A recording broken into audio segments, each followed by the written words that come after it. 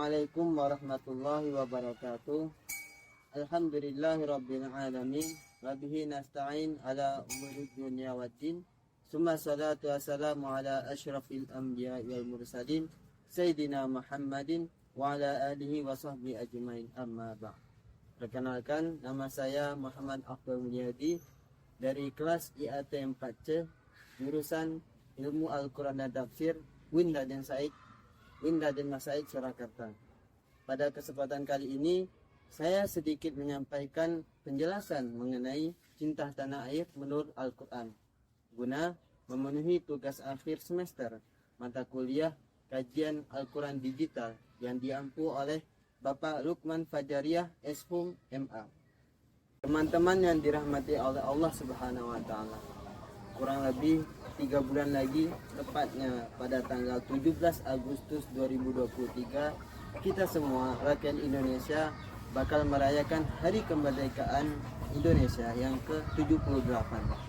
Setiap tahun pada momentum penting seperti ini, biasanya semangat nasionalisme dan spirit cinta tanah air kembali dikumandangkan dan digelorakan hingga ke seluruh pelosok negeri. Nasionalisme sendiri berasal dari kata nation dalam bahasa Inggris yang berarti bangsa. Menurut Kamus Besar Bahasa Indonesia atau KBBI, kata bangsa memiliki beberapa arti. Yang pertama, kesatuan orang yang bersamaan asal keturunan, adat, bahasa, dan sejarahnya, serta berpemerintahan sendiri. 2. Golongan manusia, binatang, atau tumbuhan yang mempunyai asal-usul yang sama dan sifat yang khas yang sama atau bersamaan. Dan yang ketiga, kumpulan manusia yang biasanya terikat karena kesatuan bahasa dan budaya dalam arti umum. Dan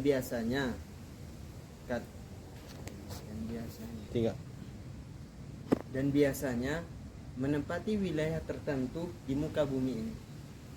Adapun istilah nasionalisme yang telah diserap ke dalam bahasa Indonesia memiliki 2 pengertian, yaitu paham untuk mencintai bangsa dan negara sendiri dan kesadaran keanggotaan dalam suatu bangsa secara potensial atau aktual bersama-sama mencapai dan mempertahankan dan mengabadikan identitas, integritas, kemakmuran, dan kekuatan bangsa. Sedangkan nasionalisme dalam arti sempit dapat diartikan sebagai cinta tanah air. Mencintai tanah air adalah hal yang sifatnya alami pada diri manusia. Karena sifatnya alamiah melekat pada diri manusia, maka hal tersebut tidak dilarang oleh agama Islam, sepanjang tidak bertentangan dengan ajaran atau nilai-nilai Islam. Meskipun cinta tanah air bersifat alamiah, bukan berarti Islam tidak mengaturnya.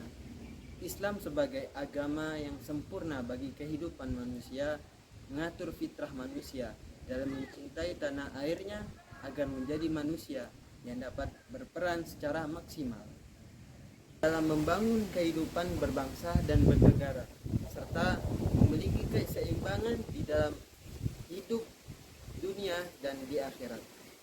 Hal tersebut dibuktikan oleh Al-Quran dengan adanya ayat secara tersirat menyinggung mengenai nasionalisme. Pada surah Al-Anbiya ayat 92. A'udzubillahi minasyaitonirrajim. Bismillahirrahmanirrahim. Inna hadhihi ummatukum ummatan wahidah wa ana rabbukum fa'budun. Yang artinya, sungguh inilah agama kamu, agama yang satu, dan aku adalah hamba Tuhanmu, maka sembahlah aku. Menurut Profesor Quraish Shihab dalam tafsirnya Al-Misbah, lafaz umat pada ayat tersebut memiliki makna yang beragam di dalam Al-Quran.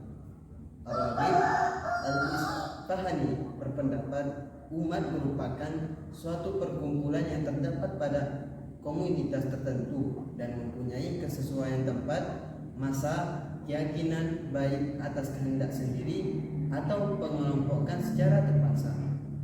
Perbedaan makna lafaz ummah terdapat pada kalangan ahli bahasa.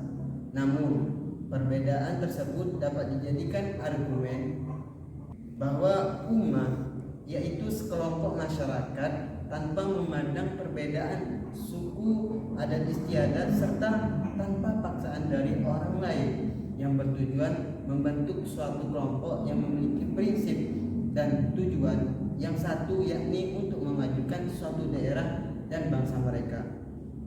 Menurut pendapat Ahmad Mustafa Al-Maraghi dan Tafsir Al-Maraghi mengenai ayat ini, yaitu pentingnya menjaga persatuan di antara masyarakat tanpa melihat perbedaan satu sama lain. Sebab esensi dari agama Islam pada ayat di atas adalah persatuan. Para nabi tidak mempermasalahkan hal nasionalisme, meskipun terdapat perbedaan masa diutusnya para nabi tersebut.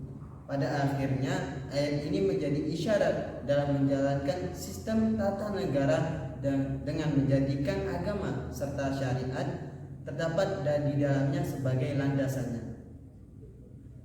Teman-teman yang berbahagia, menurut seorang ahli tafsir kontemporer yang bernama Syekh Muhammad Mahmud Al-Hijazi pada surah At-Taubah ayat 122 yang berbunyi, dan tidak sepatutnya orang-orang mukmin itu semuanya pergi ke medan perang.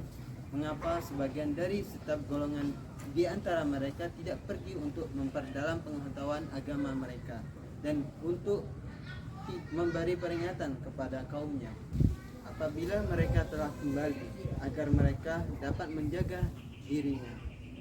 Syekh Muhammad Mahmud Al-Hijazi dalam tafsir Al-Wadih menjelaskan ayat di atas sebagai berikut. Ayat tersebut mengisyaratkan bahwa belajar ilmu adalah suatu kewajiban bagi umat secara keseluruhan.